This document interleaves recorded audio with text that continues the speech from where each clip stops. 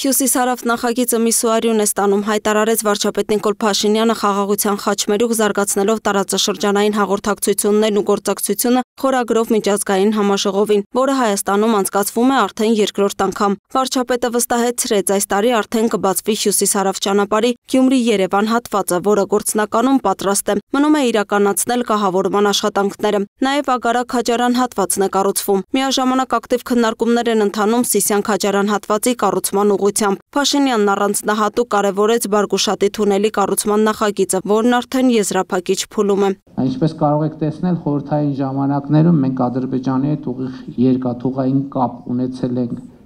Տավուշի մարզով եւ Սյունիքի մարզով, եւ նաեւ ուզում եմ մեր ուշադրությունը հրավիրել այն փաստի վրա, որ Հայաստանի Հանրապետությունը պատրաստակամություն է հայտնել հենց այսօր ապահովել բեռնատար մեքենաների տարանցումը Թուրքիայից ներողություն Մարգարայով, Կորնիձորով Ադրբեջան եւ հակառակ ուղղությամբ։ Ինչու է Հայաստանը հիմա սա առաջարկում, որովհետև այսօր այս ենթակառուցվածքը պատրաստ է։ Մնացած բոլոր հատվածներում դեռ ներդրումներ պետք է արվեն, ասաց վարչապետն ու անդրադարձավ թրիփ նախագծին, նշելով, որ այդ ուղղությամբ աշխատանքներից առաջինը կանոնակարգման գրավոր բազա ստեղծելը կլինի։ Հայաստանի ղեկավարի տեղեկացմամբ կհիմնադրվի Հայաստանի Հանրապետություն Միացյալ Նահանգներ համատեղ ընկերություն, որը կկառավարի տնօրենների խորհուրդը։ Տնօրենների խորհրդում ներկայացված կլինեն Հայաստանի եւ Միացյալ Նահանգները, Հայաստանի եւ Միացյալ Նահանգները եւ իհարկե տնօրենների խորհրդում բաշխվածությունը կախված կլինի նաեւ մասնաբաժիններից, որի շուրջ նույնպես ներկայումս քննարկումներ են տեղի ունենում, բայց կարևոր է արձանագրել, որ ռազմավարական նշանակության հարցերի վերաբերյալ Հայաստանի ներկայացուցիչները Հայաստանը կունենա վճռական ձայնի իրավունք։ Հաջորդ նրբությունն ըստ Փաշինյանի այն է, որ նախագիծն ունենալու է մի քանի բաղադրիչ՝ երկաթուղի, էլեկտրահաղորդման գծեր, խողովակաշարեր, նաև տրանսպորտային այլ հաղորդակցություններ, սակայն դրանք մեկ վայրում չեն լինելու։ Երկաթուղու պարագայում վստահաբար կարելի է ասել, թե որտեղով է անցնելու երկաթուղին, դա մեր հարավային երկաթուղին է, որը խորհրդային միության ժամանակ գոյություն է ունեցել պայմանական Նռնաձոր, Կարճևան հատվածներում, այսինքն մեզ հայտնի, որը խաղաղության խաչմերուկ նախագծում նշված է։ Իսկ այդ տարածքների հետ կապված Հայաստանի Հանրապետության որևէ ինստիտուտ սահմանադրությամբ եւ օրենսդրությամբ գործառույթային որևէ սահմանափակում ունենալու է։ Հստակ, աներկբա, միանշանակ եւ տարընթերցման տեղի չտվող պատասխան եմ ուզում տալ։ Ոչ։ Փաշինյանը կարևորեց թրիփի իրականացման շրջանակում սահմանների զատման հարցը, որը պետք է լինի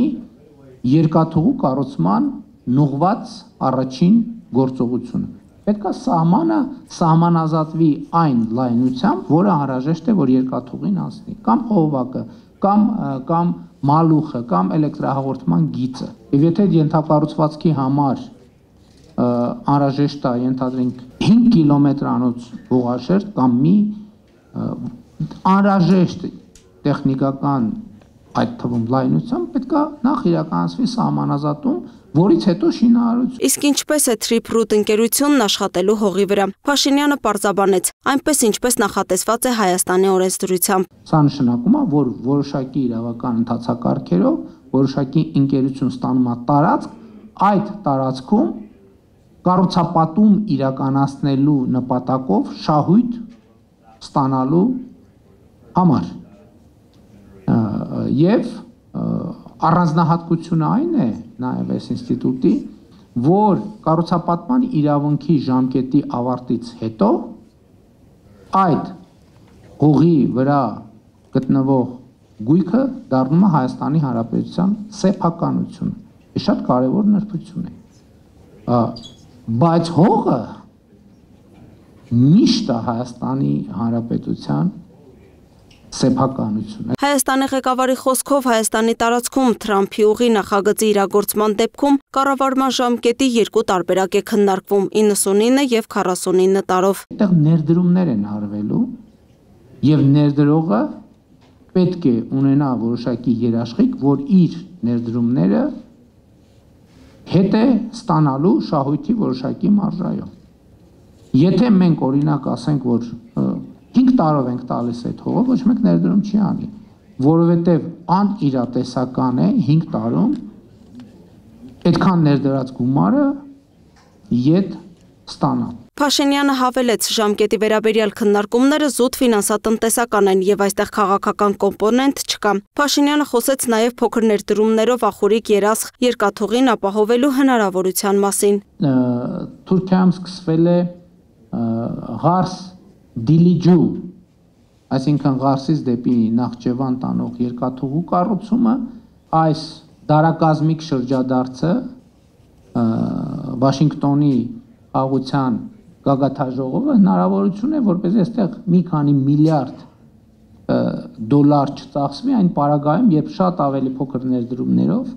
այդ նույն երթուղին ըստ էության հնարավոր է լինելու ապահովել ախորիկ երասխ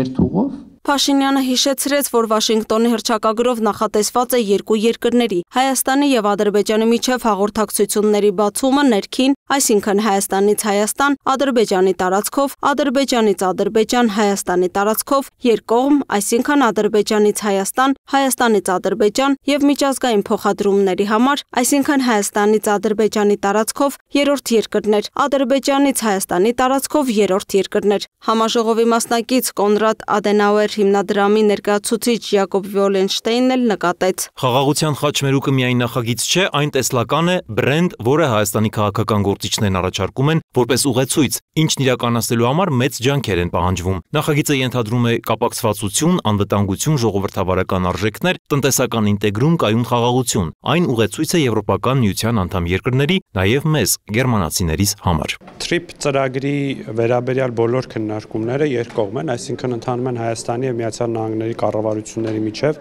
այս պահին այդ քննարկումները տեղի են ունենում եւ ես կարծում եմ շուտով միշտ այդպիսի հարցերի շուրջ, ինչպիսին է կառուցապատ այդ ծրագրի տևողության ժամկետը, ծրագրում Հայաստանի եւ Միացյալ Նահանգների մասնաբաժինների հարցը եւ այլն, այդ հարցերը